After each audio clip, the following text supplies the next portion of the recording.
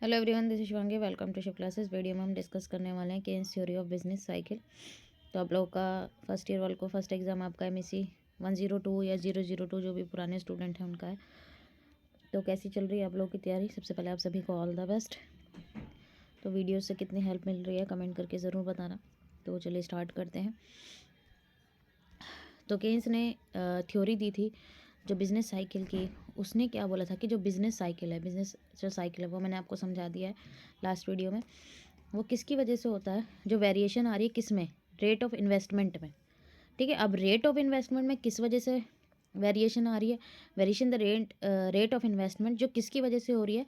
जो फ्लक्चुएशन आ रही है मार्जिनल एफिशिएंसी ऑफ कैपिटल की। व्यापार चक्र पूंजी की सीमांत दक्षता में उतार चढ़ाव के कारण, निवेश की दर में होने वाले बदलावों के कारण होता है। किस में चेंज आने की वजह से? जो व्यापार पूंजी की सीमांत दक्षता, मार्जिनल एफिशिएंसी ऑफ कैपिटल। अब ये होता क्या है? सीमांत दक्षता जो है पूंजी की सीमांत दक्षता। ठीक है, तो मार्जिनल एफिशिएंसी का मतलब क्या है? जो एक्सपेक्टेड प्रॉफिट होता है नई इन्वेस्टमेंट से, कि निवेशों में अपेक्षित लाभ नए निवेश से। ठीक है, जो भी आप नया निवेश कर रहे हैं, न्यू इन्वेस्टमेंट कर रहे हैं, तो उससे आपको कितना एक्सपेक्टेड प्रॉफिट होता है। तो कोई भी जो बिजनेस होता है, ठीक है, तो कोई भी बिजनेस एक्टिविटी किस पे डिपेंड होती है? प्रॉफिट एक्सपेक्टेशन पे, भाई लाभ अपेक्षा पे निर्भर करती है। कोई भी बिजनेस है, वो कोई भी एक्टिविटी करेगा, एज अ आप बिजनेसमैन हैं, आप कोई बिजनेस सेटअप करना चाहते हैं, आप क्या किस एक्सपेक्टेशन से करेंगे? प्रॉफिट ही एक्सपेक्ट करेंगे ना, लॉस तो नहीं करेंगे ना एक्सपेक्ट। तो बिजनेस साइकिल जो केन्स है, इसके में जो मेन रोल है वो किसका? एक्सपेक्टेशंस का है। ठीक है, तो अपेक्षाओं को इसने प्रमुख जो है स्थान दिया है यहाँ पे। तो अब यहाँ पे आगे हम पढ़ते हैं। बिजनेस साइकिल एक पीरियोडिकल फ्लक्चुएशन हमने पढ़ा था। किसकी? एम्प्लॉयमेंट की, इनकम की और आउटपुट की। किसके अकॉर्डिंग? केन्स के अकॉर्डिंग, कि जो बिजनेस साइकिल है वो एक पीरियोडिक फ्लक्चुएशन है। किसके? एम्प्लॉयमेंट, इनकम और आउटपुट। रोजगार, आय और उत्पादन में होने वाले उतार चढ़ाव की वजह से बिजनेस साइकिल में फ्लक्चुएशन आती है।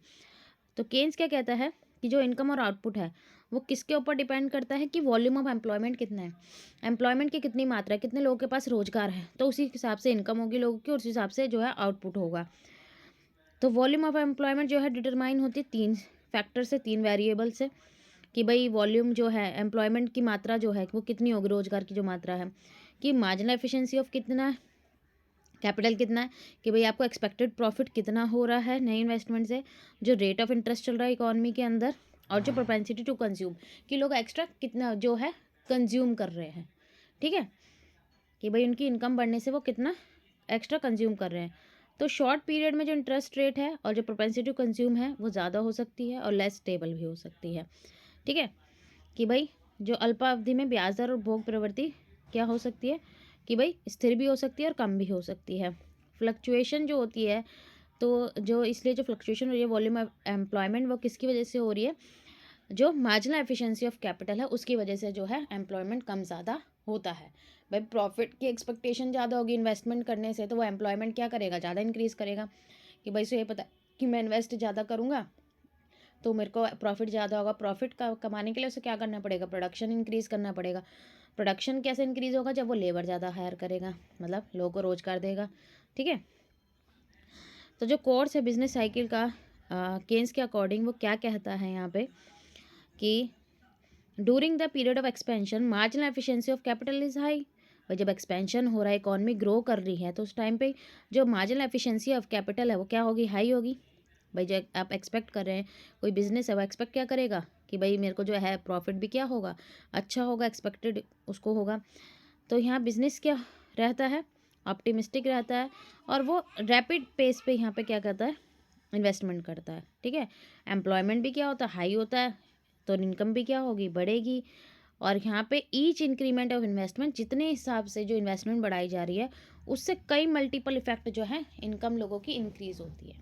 ठीक है, कि भाई इन्वेस्टमेंट अगर 2 से बढ़ाई जा रही है तो उससे कहीं गुना जो है लोगों को इनकम जो है लोगों की ज़्यादा बढ़ने वाली है।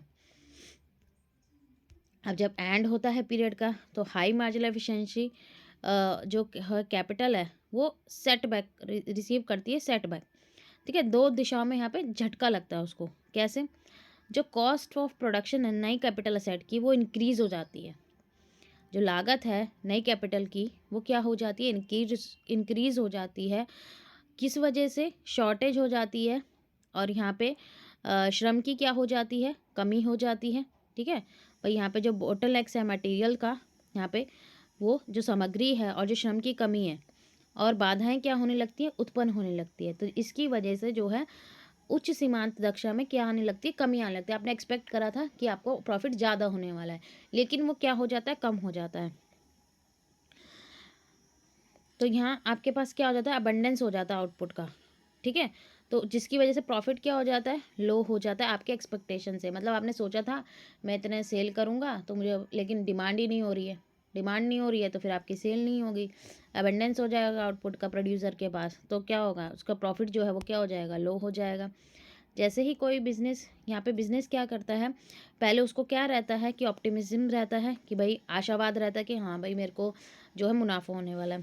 फिर वो संशयवाद जो है सेप्टिज्म में चला जाता है यहाँ पे, कि भाई उसको संशय है, भाई मेरे को लाभ होगा या नहीं होगा, हानि हो सकती है।